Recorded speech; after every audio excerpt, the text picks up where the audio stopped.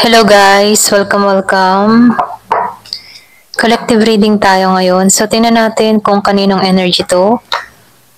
Be open-minded po, hindi po halos lahat maka-resonate. Thank you nga po pala sa mga nagsusubscribe at sa mga bumabalik. Maraming pong salamat. Give me the message for collective. Kaninong energy to? Give me the message for collective. Kaninong energy to?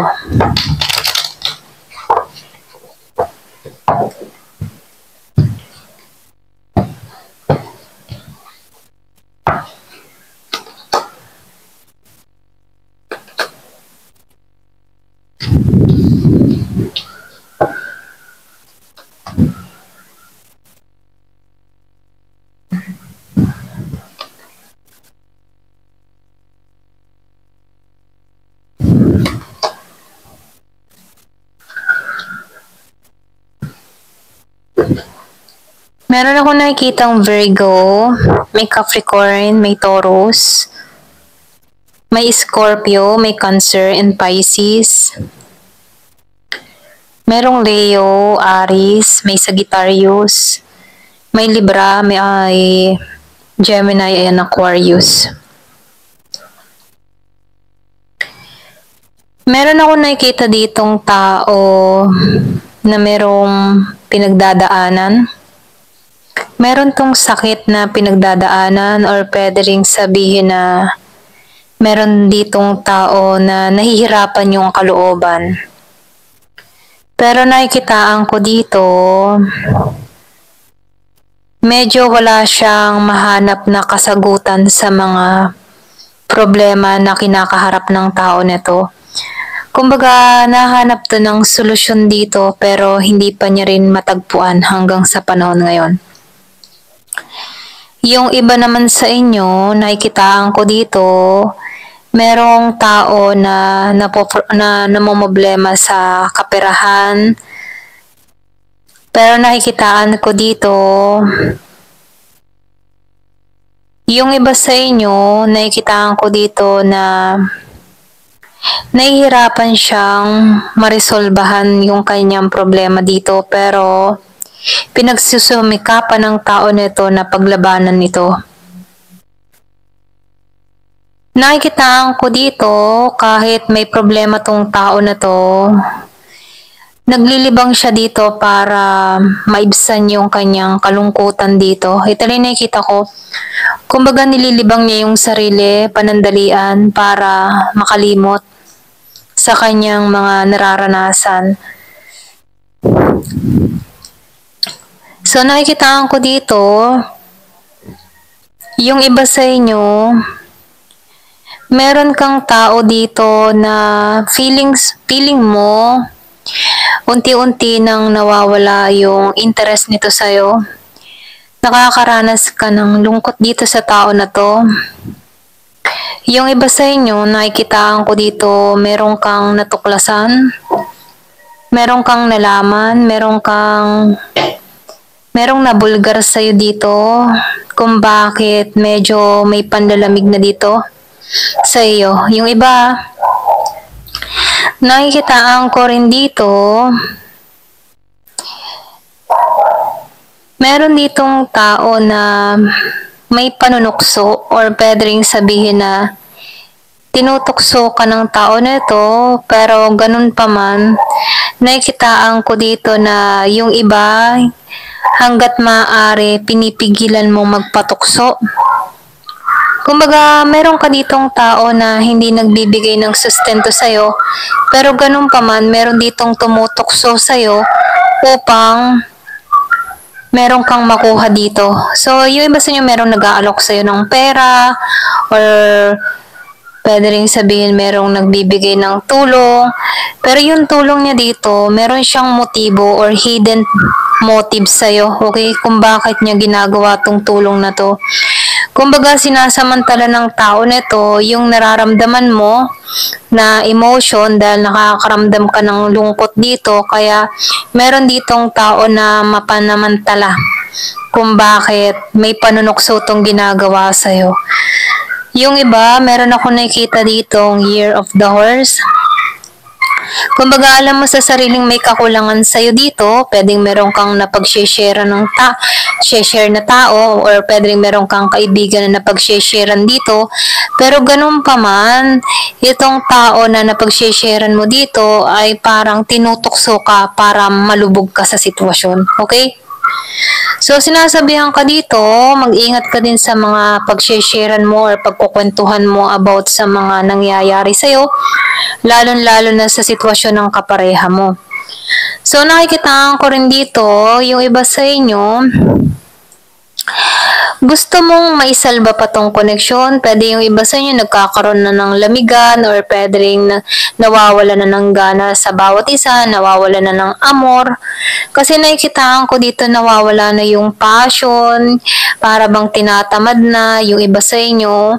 Pero ganun pa man, nakikitaan ko rin dito na kahit meron kang nararamdaman na pagkatamad dito sa tao na to, meron pa ditong ayaw bumitaw sa'yo. Yung iba sa inyo, pwedeng ayaw mo na sa relasyon na to, gusto mo na makipag-break, nasasawa ka na, yung ganun, parang tinatamad ka na sa connection na to. Parang gusto mo na tong bitawan, pero ayaw pa nung isa. Ayan.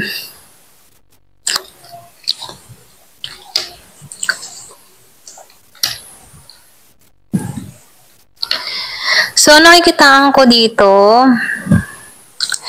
yung iba sa inyo meron ditong darating sa buhay mo. Meron parating. Meron tulong. Merong ipagkakalob na tulong sa'yo. Kumbaga itong tao na ito, hindi siya tuso, hindi siya manluloko, hindi ka nito lulukohin. Yung nararamdaman ng tao na ito ay totoo, ginagabay yung tutungo sa'yo. Pwedeng meron ka ding maramdaman sa tao na ito na kakaiba. Feeling mo siya na talaga. So, stable na tong tao na ito, mapagmahal, hindi traidor.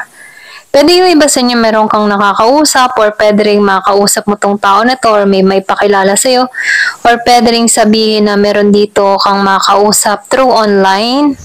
Kasi yung iba sa inyo nakakaranas ka dito ng kabiguan, or pwede rin meron ka ng natutuklasan sa partner mo, kaya ka nang lalamig na dito. Pero ganun pa man, bagamat meron kang mga natutuklasan sa kapartner mo, meron ditong bagong parating na nagpapahiwatig sa'yo. So, hindi pa lang ito makapasok sa buhay mo kasi andito ka pa sa moment na nai-stuck ka pa sa sitwasyon, or pwede rin sabihin hindi ka pa nakaka-moving on, okay? So, nafe-feel ko rin dito, yung iba sa inyo, hindi ka pa rin makaalis dito dahil ayaw ka pang bitawan dito. Ito lang yung mensahe. Yung man tipong hindi ka na masaya sa komunikasyon pero ayaw ka pang ibitawan nung tao. Ito lang yung nakikita ko.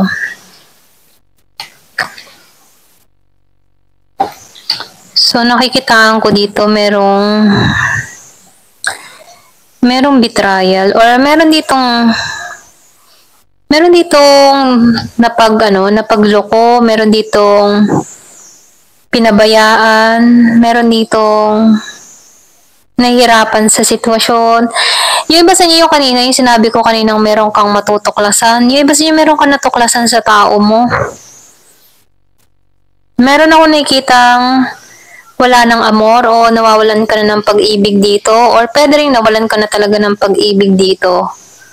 Kasi marami kang natuklasan dito, yung iba sa inyo humahanap ka ng justice. Sobrang justice. Pinagkaisahan ka dito, pwedeng family members ng tao mo, meron pinagkaisahan, or pwede rin ikaw ay walang kakampi dito. Pero ganun pa man, dahil merong mga tao na ayaw sa connection mo dito, kung bakit nawawalan ka ng gana dito, or pwede rin ito ang nawawalan ng gana sa'yo, nakikita ko dito na mas hinahanap mo yung kapayapaan mo, or pwede rin pinag-aaralan mo na mag-put ng boundary sa sarili mo.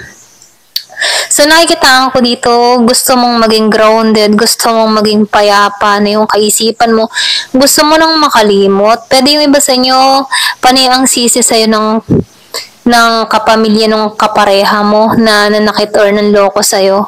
Kumbaga, kahit may pagluloko na ginagawa yung kanilang kaanak dito, nakikitaan ko dito sa'yo pa rin ang sisi kung bakit nagloko yung kapareha mo.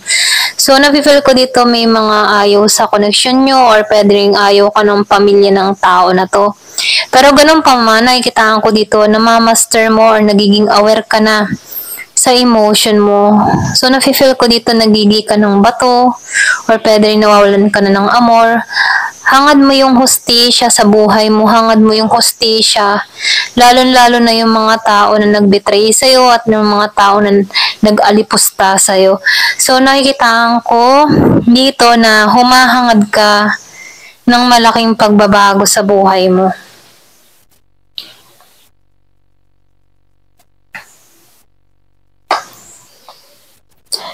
So, nakikitaan ko dito yung healing na nangyayari sa'yo. Meron ako nakikita nag-travel or pwede rin may bala ka mag-travel.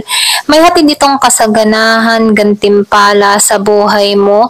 Ipinagdadasal mo to na magtagumpay ka sa pupuntahan mo or ipinagdadasal mo na magtagumpay ka dito. Nakikitaan ko rin dito kapag nakamit mo na tong mga bagay na ito, yung mga tagumpay na hinahangad mo, merong hihingi ng tawad sa'yo. Okay? So, merong paghingi ng tawad dito, merong pangungumbinsi, pwedeng hingi ito ng tawad kapag nakaalis ka na ng bansa, or pwede rin nasa ibang bansa ka na merong tao na nakunik muli sa buhay mo at gustong humingi ng tawad sa'yo. Pero nakikitaan ko dito, kontento ka na, masaya ka na sa kung ano pa man ano, nakikitaan ko dito na merong renewal na mangyayari sa iyo. Meron din ako nakikita dito na lahat ng mga pinaghihirapan mo ay napagtagumpayan mo, yung mga sacrifice na inilaan sa'yo ay nalampasan mo.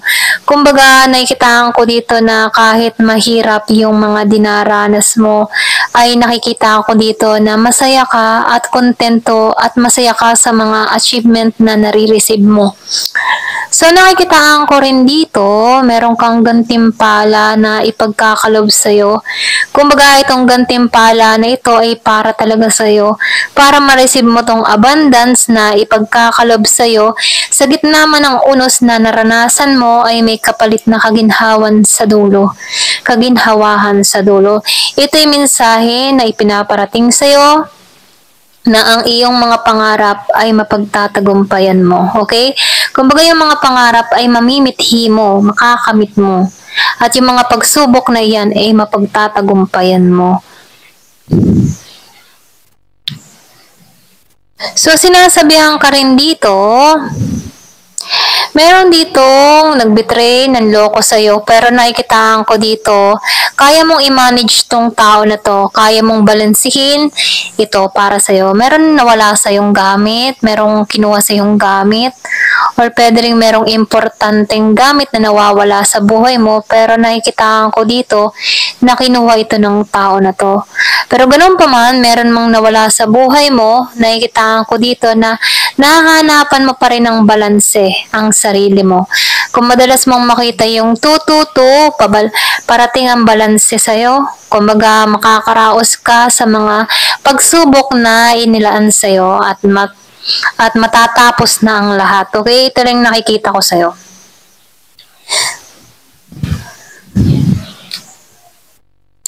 So, nakikitaan ko rin dito, wala ka ng lakas para kilalanin pa or para pagtuunan pa ng pansin yung mga tao nagbibigay ng pasakit sa buhay mo.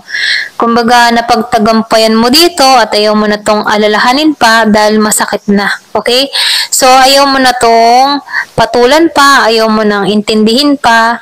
Kung hindi ka kinikilala ng mga tao sa paligid ng kapareha mo, okay, kung yung bang tipong kaanak ng kapareha mo na nagbetray sa'yo, hindi ka kinikilala ng mga to, nakikitaan ko dito, wala ka na ring lakas para kilalanin pa itong mga to, okay?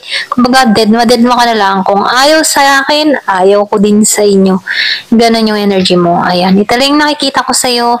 Thank you for watching. Love and peace.